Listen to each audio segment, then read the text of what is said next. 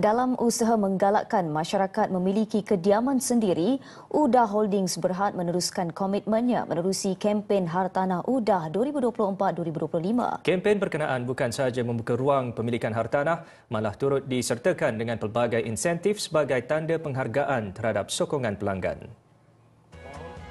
Presiden dan Ketua Pegawai Eksekutifnya Johari Shukri Jamil berkata seramai 268 pembeli menyertai cabutan bertuah kempen berkenaan dengan 55% daripadanya Bumiputra.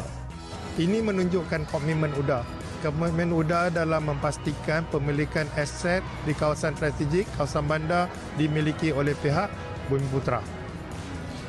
Kami juga berharap akan dapat lebih konsisten dan optimis dan tingkatkan peratusan dengan pelbagai inisiatif yang telah dirancangkan.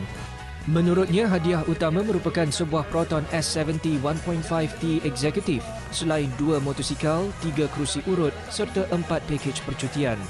Beliau berkata demikian selepas majlis cabutan pemenang hadiah di Karnival Jom Heboh KJH Johor. Sepanjang penganjuran KJH di Angsana Johor Bahru Mall, UDA bukan sahaja mempromosikan pemilikan hartanah, malah turut memperkasa usahawan mikro dan kecil melalui Hub Usahawan UDA. UDA juga menawarkan kempen khas Snap and Sign Deals dengan ganjaran tambahan bernilai RM100,000 sepanjang 3 hari Karnival berlangsung.